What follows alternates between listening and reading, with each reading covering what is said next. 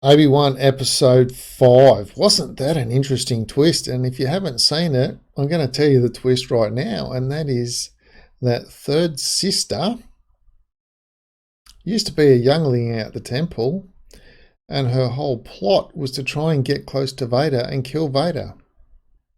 Of course, she's probably killed a lot of other innocent people along the way, trying to ingratiate herself into the hierarchy, I guess, to get close. That's how determined she is. But it was a good plot twist. I enjoyed that. Didn't see that one coming. The Grand Inquisitor that she stabbed with a lightsaber not being dead, kind of saw that one coming. But then, of course, his line was, "It's amazing how much a will to live can keep you going when you want to seek revenge." And I thought it was an interesting thing because he's kind of talking about himself.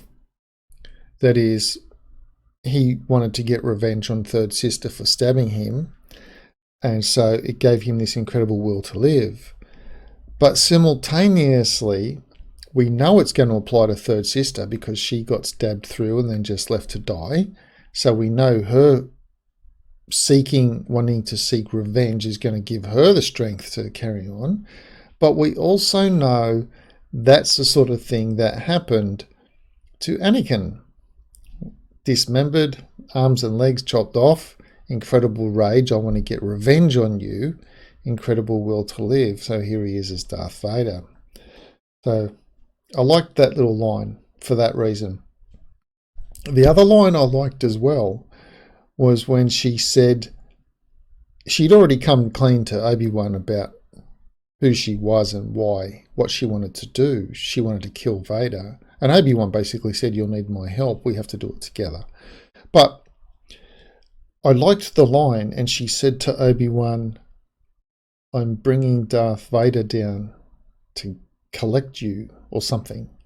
And he said, "No, I'm bringing Darth Vader down for you," because he had surrendered himself. And I thought that was really interesting because, of course, he surrenders himself knowing that Darth Vader will come down. So I was like, no, I'm bringing Darth Vader down for you to deal with him. Cunning, sly little Obi-Wan. Also, I did enjoy the little flashbacks. Obviously, Hayden Christensen looks a little bit older to then be playing young Anakin.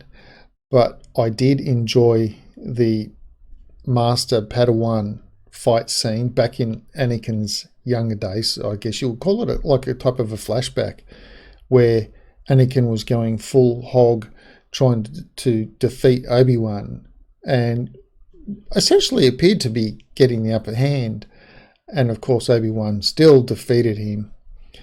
And the little lessons that were getting taught during that period were being reflected in what we were seeing in the here and now between Obi-Wan and the Third Sister and Darth Vader up on the ship and coming down and everything like that. So Obi-Wan still had the wisdom and knew exactly what Darth Vader was going to do.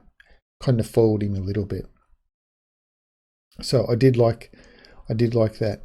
Now, Tala, the officer, the Imperial officer who was helping them escape and all of that, she sacrificed herself. And what I thought was really interesting as a comparison. So in the Disney trilogy series, we had various characters come and go and live and die and all that sort of thing. And basically, we didn't really care about any of them. They all could have dropped dead and it wouldn't have mattered. And yet here we had in Mandalorian, when the I Have Spoken guy died, it was very sad. And here, when she sacrificed herself with the grenade to keep all the troops at bay, buy them time so they could close the door and defend themselves better. When she did that, that was still a very sad moment to be watching it. And yet we'd only seen her for a couple of episodes. So I just thought it was just an interesting observation in the difference of getting a character portrayed and liked by the audience versus we can have them for 3 movies and yet we don't care if they die. Where here we have a character for a couple of episodes and it's like, oh, that's so sad. That I wish she didn't have to do. So I just thought that was a little interesting observation. Overall, I did like the episode. We've got one episode left.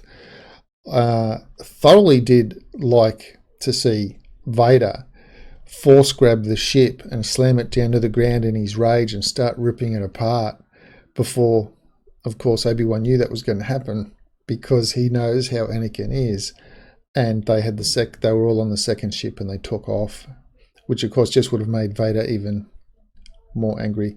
And I did enjoy Vader's fight scene where Third Sister was trying to get him and he didn't even draw his lightsaber and he was just pushing her aside with little waves of his hand and up and down, and just like she couldn't even land a stroke on him. He didn't even have to defend himself with a lightsaber. That was just some really interesting maneuvers and things like that we saw. And anyway, episode 5, thoroughly enjoyed it, and I'm looking forward to the end of the series, which is episode 6, to see how it all comes together. She's obviously going to carry that plot twist forward. She will obviously die at the hands of Vader because that's appropriate. She'll die sacrificing herself for something, I would suggest, and possibly at the hands of Vader as well, while also trying to kill Vader, which of course won't work because she's already tried that once. And Vader and Obi-Wan will probably have a fight, and of course Obi-Wan will win again before disappearing into the sands of Tatooine.